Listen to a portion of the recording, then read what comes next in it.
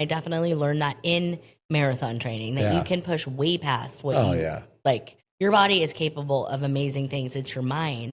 And I have a defeatist mindset that I have to constantly battle against and say, no, you're telling yourself you can't do something, you can. Welcome to Becoming Epic, the podcast for the ones who are counted out, the ones who've been knocked down more times than they can count, but still get back up one more time. This isn't for the perfect. This is for the underdogs, the misfits with big hearts, the ones chasing purpose, not permission.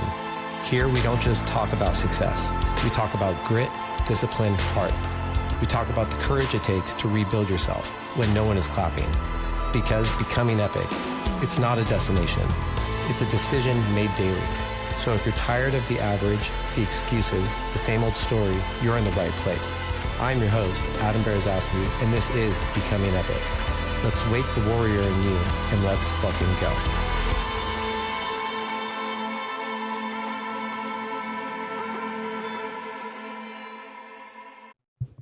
You know what's funny? Every time I do this, I still get nervous. Welcome back to Becoming Epic podcast. My name is Adam Berezowsky, and I'm so excited to be with you this week. Last week, I did a solo episode, which never gets any more weird because you're sitting in a room all by yourself talking. So this week, I have an amazing person. She came into my life, 2020? 2021. 2021. At the end of and it was beginning, actually. It was definitely an interesting time for my business, for a lot. She's got an amazing story. And so Andrea, how do you say your last name? Pisa. Is on today. So welcome. Hi. I'm glad to have you. Thanks for having me. So introduce yourself, a little bit about you, and we'll kind of take it from there. Okay, so a little bit about me is I've been with Epic since 2021. Very quickly, I think I was here 3 months and I signed up to run the New York Marathon. So if you come to Epic, be prepared to do things that you never thought you would do. I think that was I'll take it back a little. So I'm the youngest of three. I have two older sisters. One of them is a special needs. My middle sister, special needs. And I was like a very sick kid. I had debilitating asthma. I used to have to get rushed to the hospital, get injections and stuff. So I was cross-eyed. Oh, really? Real. I had surgery when I was 24 years like old. Legit like cross-eyed? Legit. Like people would be like, "Are you looking at me?" And it's like, bro, you're the only one in the room.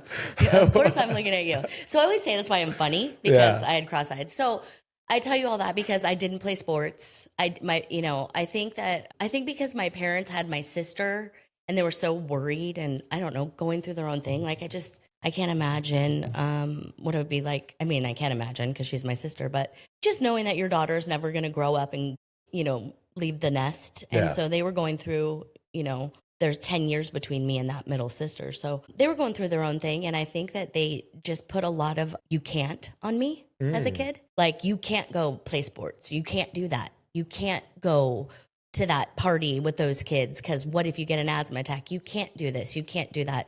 So I think in hindsight, like, I see it created this thread in my life of having like a defeatist kind of mentality for a lot of my life, thinking I couldn't do things, It took a lot of self-reflection to realize that. I didn't know that was happening, but I approached a lot of things in my life that way. Like, I can't run. I'll never be a runner. I can't play sports. I'm not coordinated. I don't have hand-eye coordination. I can't, whatever, XYZ, apply it across the board. When I was 15, I went through a very traumatic experience and I didn't really have a lot of coping skills, I think, because my parents, I don't know, it's just a different generation. They didn't teach us how to cope. I know. They were just like, go play outside. Yeah. Don't come until the lights don't worry come about home. That huge traumatic thing that just happened in your life.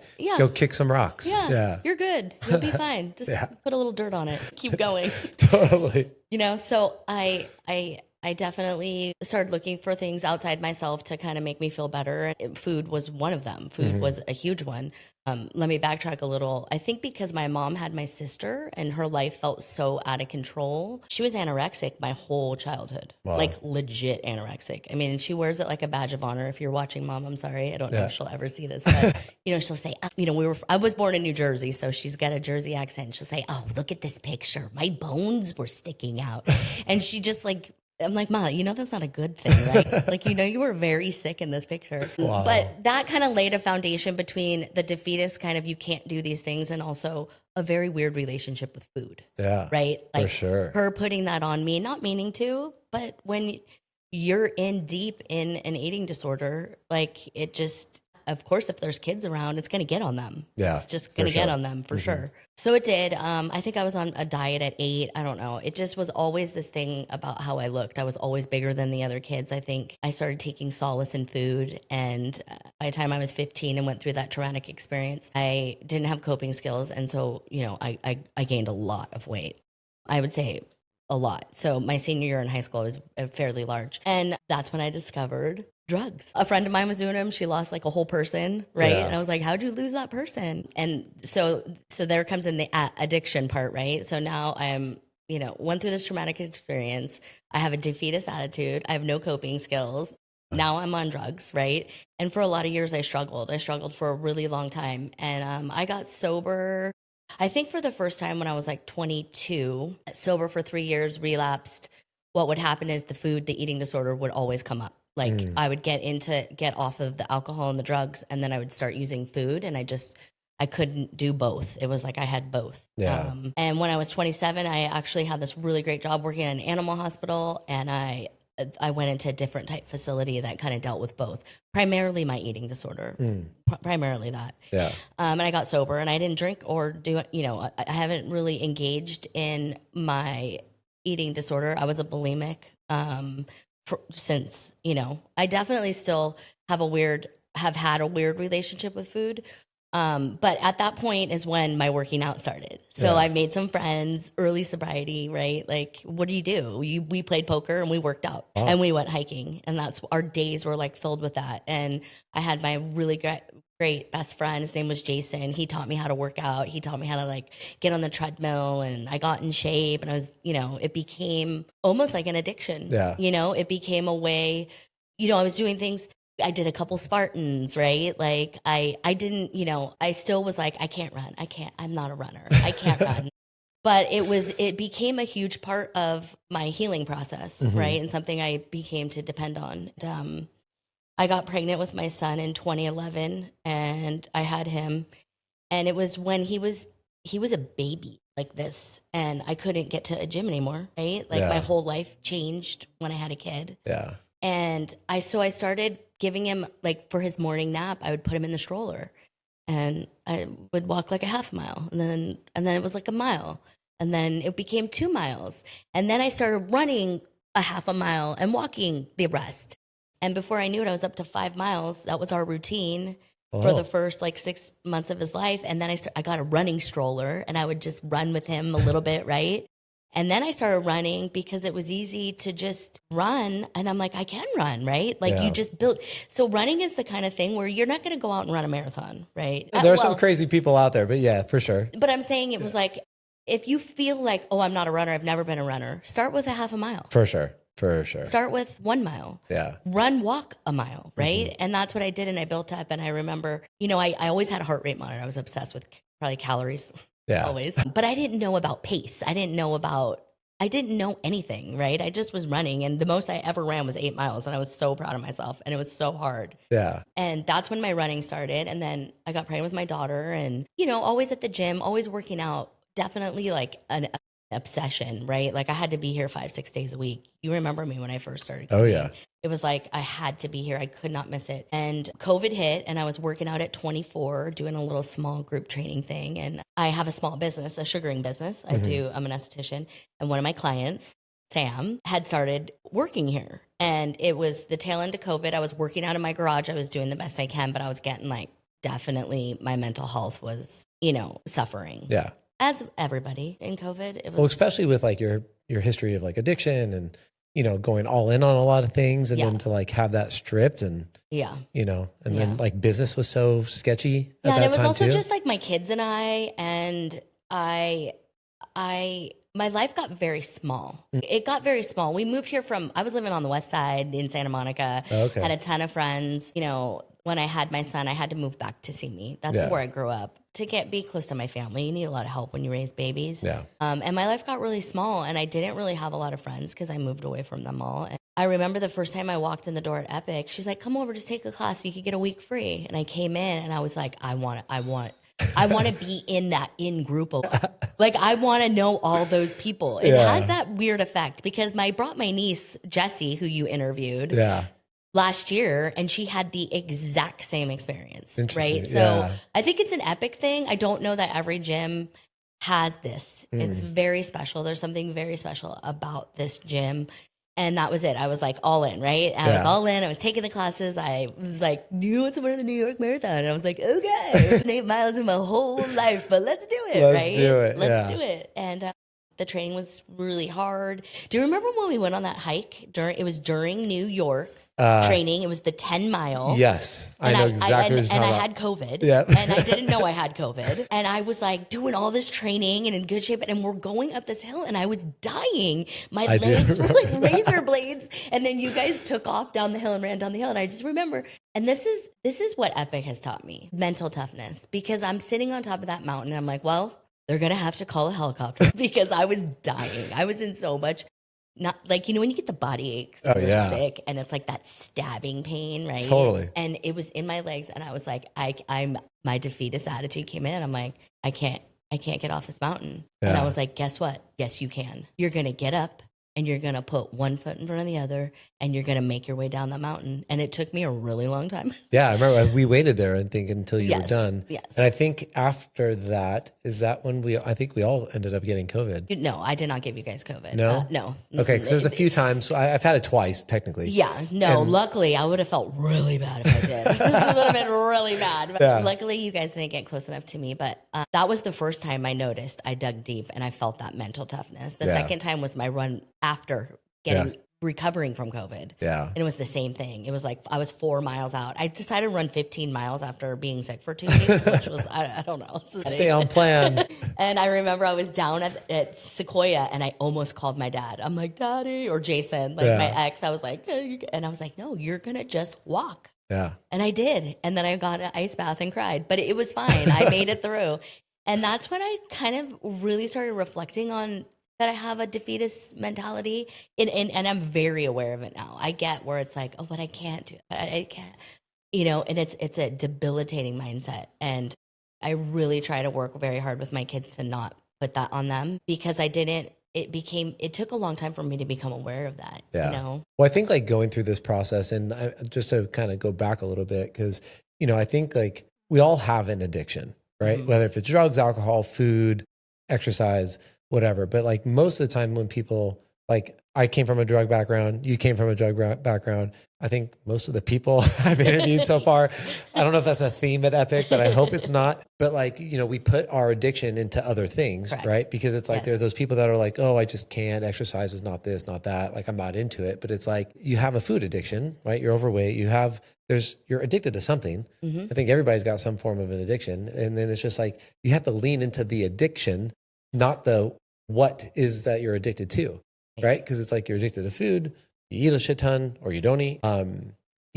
Your life is forever changed because of that, right? Because I'm sorry, I think you were probably I've had plenty of people that have run marathons here, but like within first, 3 months? Yeah.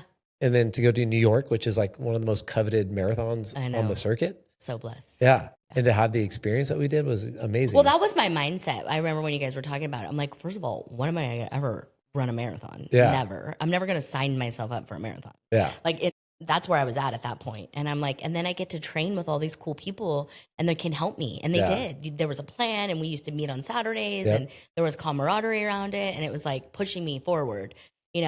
I also think that like going back to what you were saying is that I think that for me, I'm so blessed that I went through all those years of using alcohol and drugs the way I did because I ended up going into AA and it's not the solution for everybody, 12 steps, but 12 steps taught me how to look at myself. I know. 12 steps taught me how to go inward instead of always looking outside myself to try to figure out whose fault is it? Yeah. Is it your fault? Is it that fault? Is it this fault? Is it his fault? You become painfully self-aware. Totally. And I think I'll be forever grateful for it. I would not change my story. I would go through all of you would not know it today because my children changed me and they don't change everybody. Yeah. But I was pretty hardcore. Yeah. I was like running around the mean streets of the valley, like doing very bad things.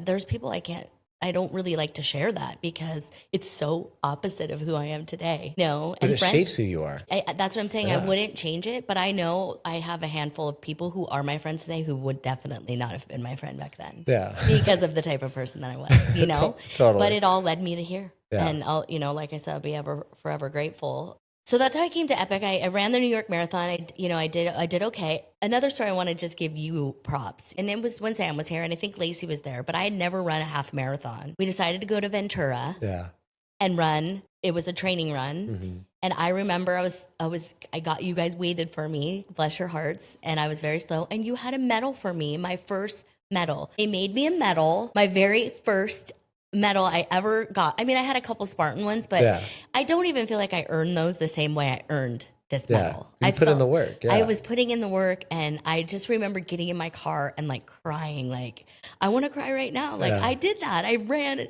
13.2, whatever it is, miles. And I just will be forever grateful because it meant so much to me that you guys did that. Yeah. I think it gives me goosebumps because I remember that day. So it was such a fun day. Like, you know, we go through this process. So many people are focused on like the end goal, even like the full marathon, right? Because like that was halfway there. But it's like if you don't celebrate those small wins along the way, like you're just so focused on the tail end. Like, oh, I can't wait to get there. Can't wait to get there. But then it's like you hit all these milestones along the way, and then to reflect on that, right? Mm-hmm. To be in such a big impactful moment, and you know, I'm a medal whore. Like medals mean the world to me. Like it's holding up half my wall of real estate here. But it's like, it's those small reminders of knowing that you could walk by that and it brings you back to that moment, especially when you're feeling down, you know? Cause I know like I've experienced this and I'm sure you have too, is like after a big moment like that, especially after New York, you go through like this post-race depression. For sure. You know, and like as an addict, I need to find like the next fix. Yes. Right. And that's always challenging. I say after any big monumental goal that you hit is like how to ride the high, right? Without dropping too low, because I think that's the cycle of an addict. It's just like you go through these high highs and go through these low lows that, you know, and you got to fill that void. So which is like doing things like that, like getting that medal, closing your eyes, feeling the day. Cause I remember it was like a cool morning out. Yeah, it was great. Yeah. And then we went and got food after. Yeah. And it was just like such a big moment to celebrate that. But then like, you know, and then we ran, you know, like, who knows? I don't remember when that was in our training. It's probably, I mean, it had to been halfway. I feel like it was definitely before I got sick. Yeah. And so I feel like my next long run was 15. So I think it was shortly before I got sick. And then there was like a few weeks because then we did 10 and then it was, I think, 14. Did you do the A to B with us from Carp to Ventura? Okay. That was 20. Yeah. That was like the best. No, that was when Bill's friends were on the side of his wife. Yeah. And they had like peanut butter and jelly sandwiches. And I was like, and stuff, cold Gatorade. Yeah. I mean, that was the best run. Yeah. I mean, I think that was better. That 20 was probably better than my marathon for sure. They were at the perfect spot. It was like, it really was. That was amazing. I felt so good after that.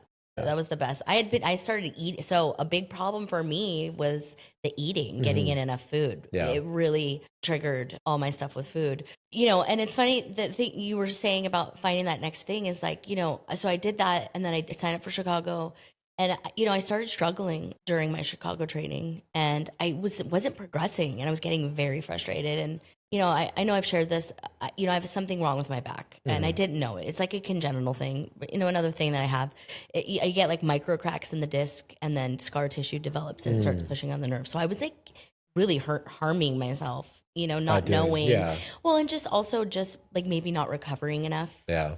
I would do classes and go run and then I would not take days. Yeah. Sometimes I'd take a day, but I feel like it wasn't so much the activity as it was that I wasn't doing the recovery. Yeah. So well, nobody puts the emphasis on the recovery. I know. I mean, it's like there's those select few people that do, but like for us weekenders, it's like let's just go. Yes. So I stopped being able to work out, you know, over the last year and a year and a half now. Yeah. I started going through the hardest time in my entire life. I'm going through a divorce, a very bad divorce. He's got it's very tumultuous. And I didn't have this. And that's why I do think it's body, mind, spirit. I didn't have the ability to come and do what I always did, unfortunately. And it's just a season. It's not forever. And I did keep telling myself that, but it was hard to not get into that depressed mindset and go back to some old bad habits of like using food. And, for me, I turned to my faith. Yeah. That's what happened for me. That's my story. I think it was the piece missing for me my whole life that I didn't have. And I think that everybody can have a different version of what that is. Some sort of, body, mind, spirit, right? You gotta do the mental health stuff. You gotta do the physical stuff, take care of your body. You gotta eat well, and then have some sort of like spiritual connection, And for me, that's been instrumental, and it's really helped me get through this. And I was able to kind of get back on track with my food and get some of that weight off. And I teach spin here, and I love it. Yeah. And I still am very consistent with that. Yeah. I love teaching spin here. And everybody loves you teaching spin. I mean, nobody has a fuller class than you. I know, it's so fun. Yeah. I love it. I wish you could do it more, but we'll take what we can get. Yeah. Someday soon. It's very difficult when, especially with running specifically, because exercise is one thing, right? It's like there's a ton of growth when it comes down to like just weightlifting and being in classes. And when it comes down to running, there's a spiritual thing that happens when you run. For sure. Because so I've never been faithful. I've always been faithful. I've never had like a specific religion. Born and raised Jewish, my parents were like, oh, you were bar mitzvahed, like you can choose to continue. I was like, peace out, right? One thing that I learned in Coda was like figuring out what my higher power was. Because like when you go through a 12-step program, they always talk about some higher power. And when I finally understood it, because like I run religiously. That's the one thing that I've never like kind of like tapered back off of. But it's like I finally realized that really the act of running was like going to my higher power. It's like going to church. Yeah. Because the only time I can shut my brain off, it's the only time I can like really be present with myself. I used to do like audiobooks on like just on my speaker, just to hear something like on my phone, but not like listen to music. And I think that like that's no, you're good. It's like a huge missing piece when it comes down to like, because most people are like spirituality just has to be some form of religion, and it doesn't have to be. No, it doesn't. Yeah. It's how do you feel at peace within yourself? And then like, because there's not a run that I can say like afterwards I felt like crap and I would never do it again. Maybe during the run, for sure. Well, you're always questioning. Oh yeah, you're always questioning your whole life when you're like in the middle of something hard, especially those marathons. I'd say like, why am I doing this? And then afterwards, immediately you're like, I can't wait to do it again. Yeah. It's just like really bizarre the way the mind works. There's a really funny video. I know this is kind of off top. Well, it's not really off topic, but it's like the life cycle of a marathoner is like the first 3 miles. This is so fun. 6 miles. Like, yeah, I'm so excited. Train for this. You're like halfway. They're like, shit, I have 13 more miles to run. Mile 18. And they're like crawling. What am I doing? Why am I doing this? And then like you hit 20 miles. You still have 6 more miles to run. They're like hating life. And all of a sudden you get finished. Ready to do that again next weekend? Yeah. Yeah. So it's like, that's like the life cycle of it. But yeah, I think it's just like understanding like the whole mind, body, spirit thing is huge, but it just doesn't have to be religious is really what my point was. No, it doesn't. And that's what I'm saying. Everybody's got to find it for themselves, however they find it. But I needed that piece to kind of help recenter me, to get me back to a place where my body felt like, my body's starting to feel better, and I'm able to come back here more. And everybody here is awesome. Like checking in on me, seeing how I'm doing. I'm still here. It's just, I can't do those 6 days, twice a day, like I used to right now. Yeah.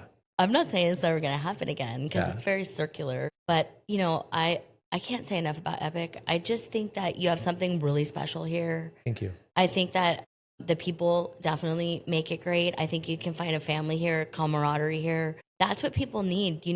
People are always like, oh, I hate working out. I don't like working out. And it's like, I think most people don't come here to work out per se. I think they come here for like the community and the socialization, and the working out as the byproduct. That was the mindset that I had when I remember taking that first class, and just everybody knowing each other. And I wanted them to know me, you know, and now they do. Yeah. Know everything about you. Well, not everything. Not yet. Not yet. I mean, I just think it's awesome. And, you should feel really proud of what you have here. I am. I mean, it has been my life mission to not only create a place that has the ability to change in people like what it has done for you and among countless, tens of thousands of other people. I think the biggest purpose of even just like my podcast, for example, is like, the people around the globe need a community. you know, and like whether if it's like an AA, you know, some form of a growth machine, you know, because it's like this, I always say like the low hanging fruit, like exercise is the low hanging fruit, especially in a gym like this. You just show up, we show you how to do it, tell you how to do it, you leave. Right. But then it's like, what is that community that's going to keep you going, keep you coming back for days, weeks, months, years, you know, and some, because it's like, I feel like that's such a missing piece in all aspects, which is why like, you know, I put so much emphasis on the community thing, right? Because people call you, text you, like, where are you at? Like, you didn't teach I made my best friends here. I mean, that's, and my life, like I was saying, like when COVID hit and just moving out here and moving away from my friends on the West Side and having kids and making them my life. And, you know, I wasn't in the best marriage situation. It was, you know, at best. And my life was very small. And I came here. I mean, Lacey's my best friend, one of my best friends. Like, I made friends here. People here know me. Like, I brought clients from my other business here. It has added a lot to my life, and you know, I'm grateful for that. And there is something about that, you know, especially like when you have kids, that becomes your focus. It becomes your life. And yeah, you can make, you know, I'm not the most, I don't know. I guess I am, but I'm not always like, you're at a sporting event with the kids. Like, I'm going to go talk to these parents. This makes it easy. You're here for an hour. You're doing the same thing. You're talking while you're working out, you know, oh, and then there's this little extra thing that everyone's doing. Then you go there and then you talk, you know, and it just happens like organically and you don't really have to force it. Yeah. And like, and being in a place, and I say this in every freaking episode, we're all on the same journey. We just have different destinations. Right. Because it's like, in the end, we just want to be better, want to live an awesome life and do cool shit with great people. You know, you can't do epic shit with basic people. You know, and that's, you know, and everybody has it within them. And like, I know that like, you know, my community is not right for everybody because not everybody's right in that right mindset to like absorb what we teach too. You know, I think that's where a lot of people, they'll come here and they'll see it and maybe it might feel a little clicky, but that's because like we're all this similar type of people. Like we all have like a fucked up past, right? That has pushed us to a level that of like to test ourselves, right? Because when you're doing drugs, you're testing the limits of what you're capable of doing anyway, right? So it's like we get to a point, we see a community of people that are like, oh, damn, if Sue, who's 60, can run a Spartan race, like, it's inspiring. Like, who am I to say I can't? You know, and so to be around those types of people, I think that's huge and important for everybody to have some form of that, because there's a lot of people that are isolated. You know, every conversation I have right now with people, there's always like the COVID stop, right? I had X and then COVID happened, right? And I still feel like now, like people are still trying to figure out what post-COVID looks like. Right. Because it's like they were from home, you know, their business life changed, their home life changed, the school life changed, right? People were like, kids were home at school. And it's like, what does that look like now moving forward to like figure out how to continue what you were pre-COVID? Right. You know, no, and and so that's a pretty interesting conversation that I've been having with a lot of people. So now, like, I know you've been struggling to get back and you're slowly coming back. Do you have any plans for like the next 4, 6, 12 months, things that you want to do? I've been focused on the food, on the nutrition. That's another part about Epic that's awesome, is you incorporate that. I've been focused on that. I'm just trying to come back slowly. I've been doing a lot of like yoga, stretching, yoga stuff at home, trying to just strengthen around my back. I think, you know, now that I have another job, I have a work from home along with my business, but just getting back here a couple times a week. Now that my training's done over there, I can kind of just start working it in and just slowly just tiptoe back, you know. I notice when I'm out there, and it's so funny because in my spin class, I'm always like, your mind beats you before your body does. I say it every class, right? Like, because it's so true. And I definitely learned that in marathon training, that you can push way past what like, your body is capable of amazing things. It's your mind. And I have a defeatist mindset that I have to constantly battle against and say, no, you're telling yourself you can't do something, you can. So just to show up here, it's basically just, you just have to take it in little small pieces too. It's like someone said to me once, how do you eat an elephant? One piece at a time, right? It's like, I'm not going to come back and be at the level I was when I was here 6 days a week and in super fit and could, you know, lift heavier weights and, you know, do more, whatever it is, have more stamina. Yeah. But you're also at a different phase in your life. And I think that's where people always like, they're like, oh, back when I did X, I'm like, yeah, you were in a different phase. You know, and it's like, you have to adapt. Even when people like even if our style of training isn't right for everybody, like, to find what's right for you. Cause like with your back, Pilates might be something that might be better to be more consistent. That's not so like jarring on your back. Cause we all have issues. I mean, like I've been cruising around with a torn calf and not running. I just started running again yesterday, but like, finding what's going to work with this phase of life.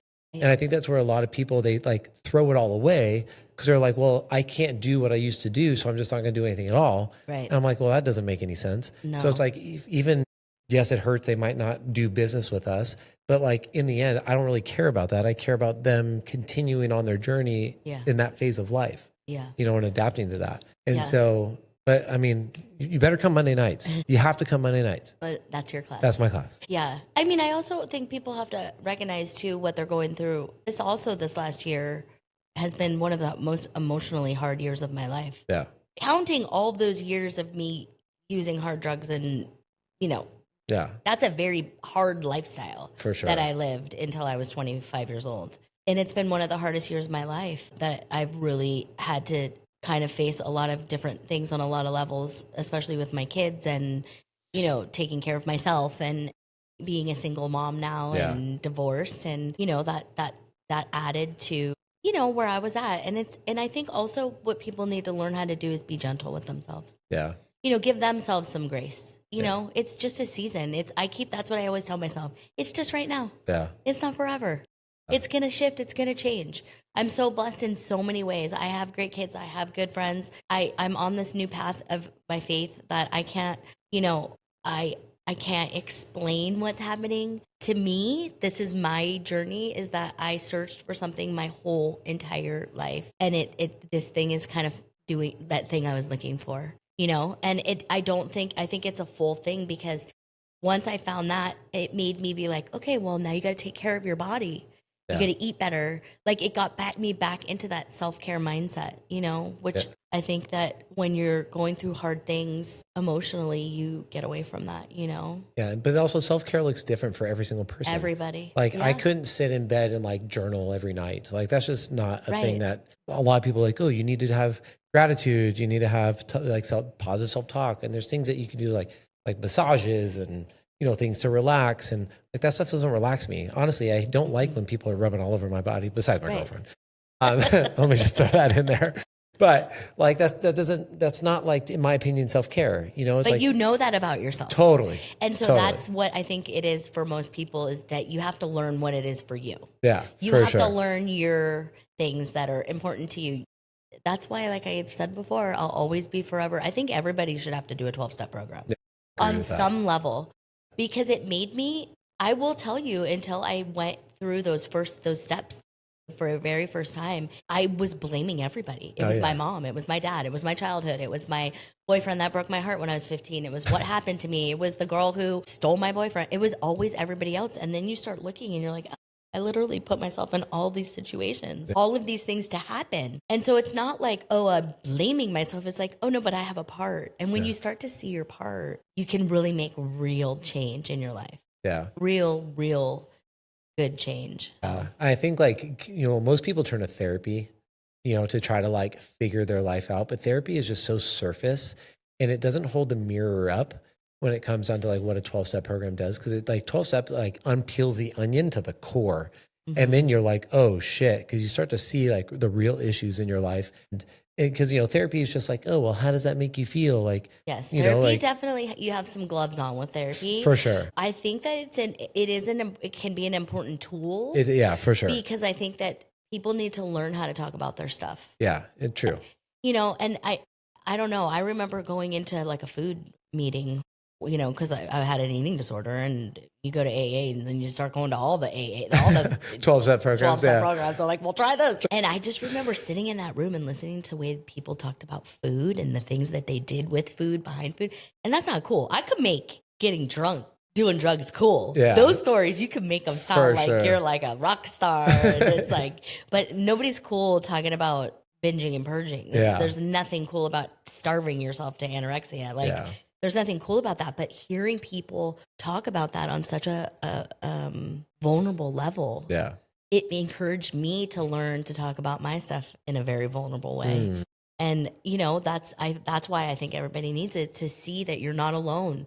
You're not different. You're not unique. There's nothing wrong with you. Yeah. You're just a human in a world of, all these addictions and these things that we get caught up in, and placing importance in things that is not important, and not importance in things that are important. It's just reminding that we're all the same. And we're, like you just said, like, we're all on the same journey, just at different points. Right. Yeah. Like, that's what I'd be forever grateful for it. So. Yeah. I mean, I owe a lot to it as well. And, you learn so much. And when you finally also like open your ears to like listening to, because like, I think that all 12-step programs are all the same 12-ish steps, are just catered towards the addiction. I guess that's a little bit different. But then it's like, I'm so like blessed. I actually went back to mine because I'm like, I missed it so much. I missed the camaraderie. I missed they're your people, because like sometimes people just don't know, who haven't been through a program. Like, you might have some really good friends, but if they haven't been through it, they don't know. And we have quite a bit of people here that like now went through AA and are now like working it and now giving back, and their sponsees, like running full programs and stuff, which, unless and yeah, I mean, I can vouch to save my life and your life. And yeah, I mean, what's the alternative, right? Like, we could stay in the problem and we can just be victims of our own mindset and victims of our own doing and of our own, because that's what ends up happening, is like, you have to take some personal responsibility. Yeah. And say, okay, this is my life. Like, everything that happened to me. And what did I learn from it? It got me here. And how am I going to move forward? Yeah. Because I think it can, I have a lot of people around me, like in my family. It's unfortunate that, can stay stuck in that mindset. And it's because they don't know. They didn't have what I had. They didn't have the experience that I had of going there. And, people telling you the truth about yourself. Yeah. And it's not always easy to hear the truth about yourself. But I would rather somebody tell me the truth, and so I can learn and grow and change and make world change. Because deep down, you already know it anyway. Yeah, I know. Like, we already know. Yeah, but when you bury those feelings so much that it's like, because even if you were to like cure the addiction of like, say, a substance, and you like don't face yourself. Yeah. Like, well, that's my first 6 years of sobriety. I tried everything: boys, tacos, burgers, out, hiking, sex, no sex, sex with multiple people. No, like everything. You name it, I tried it. None of it worked until I got into the steps and started working an actual program. Yeah. It's like, gambling. I had a gambling problem. Wow. I mean, it's just like, I tried it all. That's crazy. And so it turns out none of it worked until I just finally did the steps. And that's when the world changed. So from this, there's going to be a screenplay I'm going to write, and then we're going to do a movie on your life, because it's going to be like an incredible thriller. Like, oh, what's next? No, it's really, it's sometimes you don't even know the half of it either. Yeah, sure. I mean, it's sometimes I sit around, especially like when I'm in my business and I have these clients, right? And I'm having these conversations. It's like, it's crazy. I know I'm not completing a sentence, but I'm just like, if you put a side by side view of like how it was and how it is now, it's like so different. It's so crazy. Sometimes I'm like, how did this happen? For me, it was my kids changed me a lot. I mean, and getting sober and working the program in AA and being, doing a lot of self-care and self-reflection. But, my kids did change me. And I'm not saying have a kid because it'll change you, because it doesn't change everybody. No, not at all. But it changed me on a very deep level. Like, I would like be depressed in my room with the curtains closed and just in it, right? Like, just always in the feelings. And then I had kids, and I'm like, you can't do that. Yeah. You can't do that when you have kids. They don't deserve it. You got to get up every day and do it. And I don't go to those dark places anymore. Yeah, having a child was definitely, it was like, it's a whole different level of responsibility, because it's not just the fact that you have to feed it, wipe it, change it, keep it alive. But it's like, you have to create an environment that it's going to hopefully like thrive in as it gets older. Correct. So I think that was like, for me, like, I smoked pot until 2021, but I started when I was 13 years old. And I remember that moment when my daughter was in my back seat and I'm sitting there and like literally taking a puff while I'm driving. And she goes, "Oh, daddy's dragon breath." And I was like, all right, I'm done. And like, that was like one of the last moments. Yeah. Cause they're always watching. Totally. And then not even understanding what it is, but for the fact that she's like, "Oh, daddy." And I was like, I can't do that. I can't do this to my daughter. Like, and that was a whole thing. And then I ended up getting COVID. I smoked, had a severe panic attack. I was like screw this. It's like not even worth it anymore. Yeah. Haven't touched it since, you know, but it's like kids open up a whole different ballgame when you're somewhat responsible, because yes, there are people in there that have kids that just continue down that lifestyle. The kids up into the system, if not worse. Yeah. Then, you know, that's another thing for me is that I think that people also tend to think their stories are worse than they are. And I know when my parents had to drop me off in a rehab when I was like, I think 23. And those people, I was like, my life is so good. Being around people who their parents left them, abandoned them, were crackheads, sold them, like unimaginable things. Ugh. And I just remember being in that place, and my parents had packed me a bag with all my toiletries and all my things that I needed. And I just had this moment of realization. And I remember, because I always thought I was crazy my whole life before I got sober for the first time. And I remember sitting in a very small room like this, and a panel of AA came in, and they told my story. And I was like, oh, I'm not crazy. I'm just an alcoholic, right? Yeah. Like at the time, turns out I wasn't an alcoholic. I just had no coping skills. Yeah. But being there and seeing those people who've had really, and I'm not trying to minimize anybody's story, because everybody's story can feel really bad to them. But for me, it put mine in perspective. Yeah. And I realized, oh, it's really not that bad, right? Like there's always somebody that's worse. And these were like terrible stories, like really awful things. So there's like a sense of gratitude that came, from that. But then you survived. I did. And you're out of it. I did. And you're continuing using your skills to progress. Yeah. And I mean, you got a business, you have a full-time job, I was a single parent, 2 kids. And for a while you were bringing your kid here to work out and try to like lead in a way to like, well, he's doing great. He's at football 5 days a week. He's crushing it. He'll be here. We'll be back when football season's off. Cause now he's like all into working out. Heck yeah. He's like, it's becoming more of a priority. My daughter does her own Pinterest workouts in her room. She's 10. She's like, Mom, I need the little weights. I'm going to go do my workout. I love that.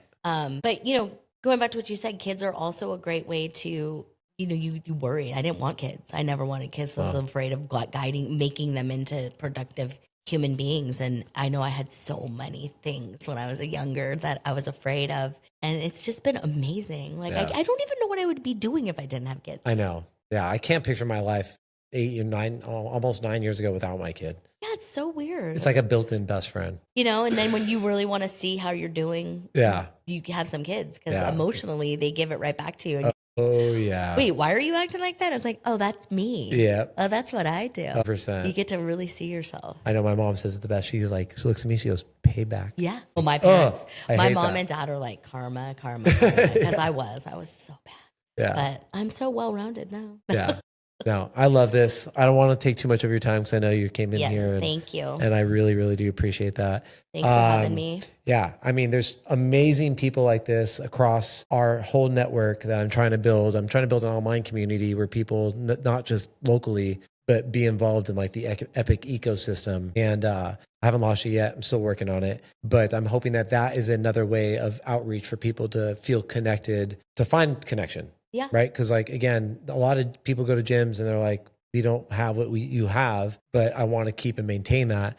And so I'm trying to build an online avenue to do that. So I'm pumped for that. Thank you. Thank you. I love you a lot. I love you. Like seriously, so much change has happened since you came into my life. I'm just so thankful for it. Well, thank you. Yeah. Thank you. Oh, my mic went out. My mics are giving out. Yes, just a little bit. No, thanks. Thanks for having me. It's good that you're doing this. Good to hear everyone's stories. I know. Yeah, I just like talking to people, and like I might as well record it and have an amazing podcast. So like this, subscribe, ask me questions regarding this beautiful woman or anything that we have, and we'll see you on the next one. See you on the next one.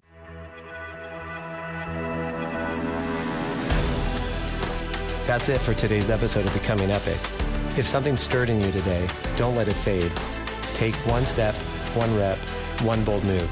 You're not here to play small. You're here to rise, rebuild, and become who you were born to be.